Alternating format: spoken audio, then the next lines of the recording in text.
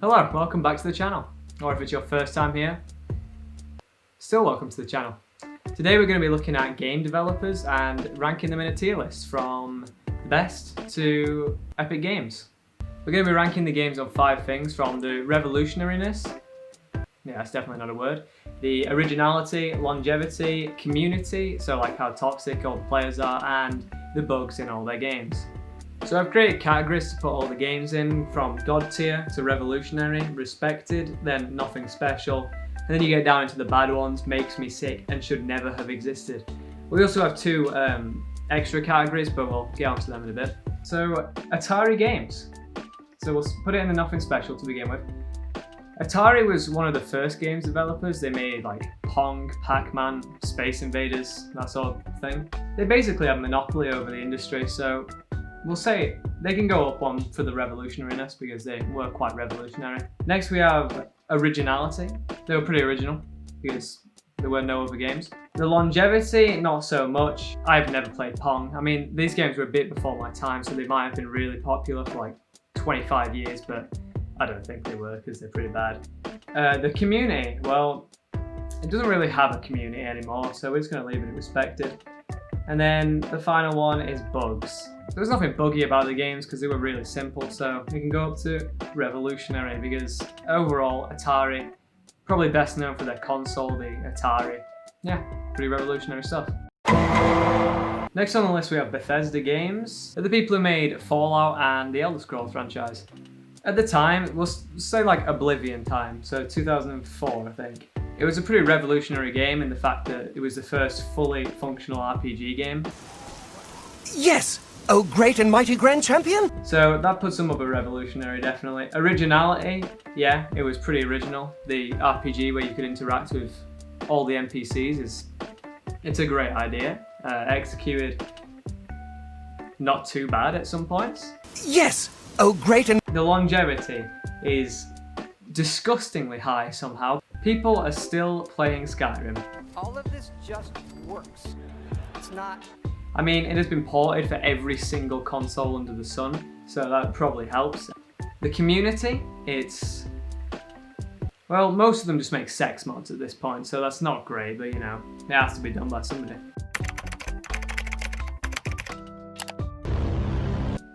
Bugs. Skyrim is possibly the buggiest game ever to grace the earth. I mean, just look at this.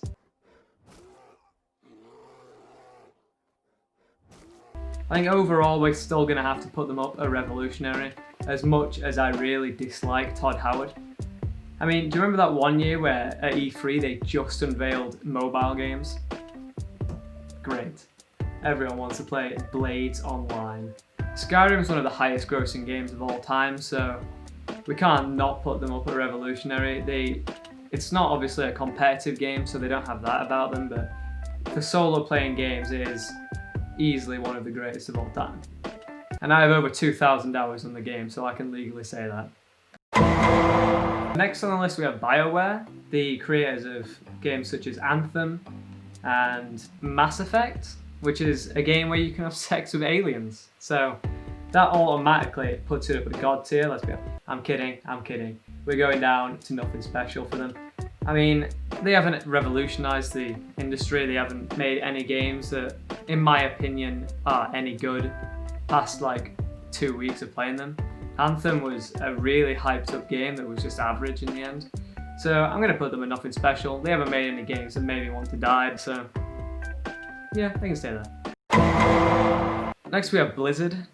Blizzard, most known for making Hearthstone, World of Warcraft and Overwatch. It's 3 massive games at the time and still now. World of Warcraft and Overwatch especially are highly competitive games, which have fairly massive prize pools. They're a staple game developer, everyone knows who they are, everyone's played some of their games at least. World of Warcraft has one of the highest longevities of any major game, I'd say. When did it originally come out? 2004, so that's 16 years. Pretty good going for a game. The community, from what I've seen, the Overwatch community is not great, but we just don't talk about them. My name is Jeff. I'm one of the guys with the Overwatch team. This is Jeff. I'm one of the guys from the Overwatch team. This is Jeff from the Overwatch team. My name is Jeff. I'm from the Overwatch. The World of Warcraft community, they all they've come together for a lot of things over the years, which is always good to see. Bugs, I don't think I've seen any game-breaking bugs in World of Warcraft and Overwatch. There are a lot of bugs, and like meta changes don't come quickly anymore because the game is so old and it's quite stale. But going on World of Warcraft alone and how much that has changed the industry, I'm going to have to say the Blizzard go into the god tier category. Well done, Blizzard. Next we have Bungie. They made games like Halo and Destiny. I go a long way back with Halo. Halo 2 and Halo 3, great games. They were highly competitive as well. There was a lot of money sank into them. But it kind of died out when it came to like 4 and whatever the most recent ones are called. I didn't really keep up after that. We've been tricked, we've been backstabbed, and we've been quite possibly bamboozled. The community, it isn't great. The Halo community was one of the worst things I ever experienced in my entire life. From my personal opinion, it's going into the nothing special because the community is awful. The games were good, but they're not anymore. So yeah, it's about 50-50, isn't it? So bang in the middle, can't go wrong. Next we have Capcom, most known for Devil May Cry, Resident Evil and Street Fighter. We'll start with Street Fighter. It's a massive game series on its 6th installation, I think. It's a highly competitive game still, so esports wise it's good for the industry.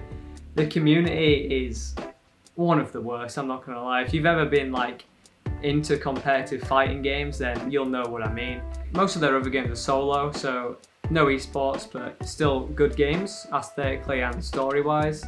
The originality, Street Fighter was one of the first fighting games, so you can't really go wrong with that. It is a good company. They keep up with their games, the community is kept in tow, even if they are kind of out of order most of the time. We still have nothing special. It can go up because of its good games. Esports puts it up another one. The community brings it back down. I'll say it's respected. Capcom's respected by most people. Everyone knows of at least one of their games, probably played a few of them. Their games are good. Next we have one of the most well-known games companies in the world. EA Sports. It's in the game. Where do we start? A lot of people have a lot to say about EA. They have obviously fabled for their microtransactions and how loot boxes. How basically every game they have is pay to win. One of their biggest series, FIFA, awful series. Every game is legitimately the same game and you just spend 60 quid a year on it for some reason. I haven't bought one since 14, but I've seen people play it and it is the exact same game that I remember. The longevity of it, obviously it's still around, so well done EA for monetizing awful content still, but no. Recently Apex came out, Apex Legends, to try and rival Fortnite in the Battle Royale category of games. I mean, it was fairly successful, but not as much as they wanted it to be. Fortnite kind of yoinked everything that was good about Apex and put it into their own game, and because Fortnite already had the fan base behind it, they just took over. Just because of the microtransaction stuff, it's going to have to go and makes me sick. I'm sorry if you like EA, but it's possibly one of the worst companies I've ever seen in my life. I've just realised I've kind of not been following the 5 things I set out to follow, so that's great. We'll get back on track now. Next we have Facepunch Games. They made Rust, Garry's Mod. Rust, I mean, it's a staple game to play with friends on PC usually. It's a go-to, so is Garry's Mod, I'd say. They're quite fun, nothing special. They're not esports games, so no competitiveness. The community, most people just meme each other when they go into the voice chat on Rust, I'm not gonna lie. There are a few toxic people, but that's what happens when you have a large fan base, you're bound to get a few at least. Originality, there's been a lot of games made similar to Rust afterwards, like Ark Survival, so I'd say it's fairly revolutionary to be honest. Longevity, Rust still going pretty strong from what I hear. It was made 5 years ago? 7 years ago, god damn. Yeah, Rust doing well for itself, congratulations. Bugs, a game as big as that's bound to have a few bugs, but nothing game breaking, so I'm going to put them up at respected. Next we have Game Freak. They have made every single Pokemon game under the sun, from red to yellow, blue, green, white. Sword and Shield is their latest game. It's a Pokemon game. There isn't a lot to say about Game Freak. They've never really branched out. They were quite revolutionary games. It was one of the first where you could multiplayer trade. So one of the Pokemon games for the Game Boy with the link cable, you could trade Pokemon. which was a great feature at the time. A lot of games have tried to copy it since, so I'll say it's fairly original, not bad. For longevity, they're still making games and people are still buying them, so still going strong. The community. This is quite debated. A lot of people whinge about how that they're ruining the games by keeping creating them, so you could say that they're part of the community, but the actual player community and the esport community, from what I've seen, it's up there with the best in games, which is not saying a lot because most games are pretty toxic, but this one may be an exception. Bugs. You know, I've played a few Pokemon games and they are like the least buggy games I've ever played. There was no way to report bugs back in the day on the original Pokemon games, so if there was something wrong with the game, you just had to deal with it. So I think they spent a lot of time making sure there wasn't any bugs, obviously because they couldn't update the game retroactively. I'm gonna have to go up to revolutionary with these, you know, because Game Freak, without the Pokemon games, where would we be? Probably exactly the same place, just without Pokemon games, but revolutionary. Next on the list is GameLoft. It's debatable whether or not we can actually call GameLoft a games developer at this point. They're kind of garbage in every single way. Their games, they're not revolutionary. They've made Despicable Me Minion Rush, which is basically just Subway Surfer. Originality, not at all, it's a reskin of another game. The longevity, does anyone still play Minion Rush? I don't think so. I mean, a few people maybe, probably about 4 months old, I'd say. No one plays the game, so there's no community really. And bugs. If that game had bugs in it, after it was so zero-dimensional, there would be serious problems, so at least it doesn't have any bugs. So just for that, it's gonna have to go into God tier. I'm kidding, of course. It's going down into should never have existed. This one's a bit hard to see, but next on the list we have ID. They've made Doom and the original Wolfenstein, however you pronounce it. Wolfenstein. The games, they were quite revolutionary at the time. Doom was one of the first shooter games, and there was a lot of copycat games that come after, so we'll say it was both revolutionary and original. The longevity, Bethesda bought Doom and Wolfenstein as far as I know, so not so much. All the fans kind of moved there. Same with community. It doesn't really have a community anymore because they all obviously moved to Bethesda. So we're gonna have to put it in respected, because the games were revolutionary, but the company's basically dead now, so it can't be up there at the top, with the top of the top of the top.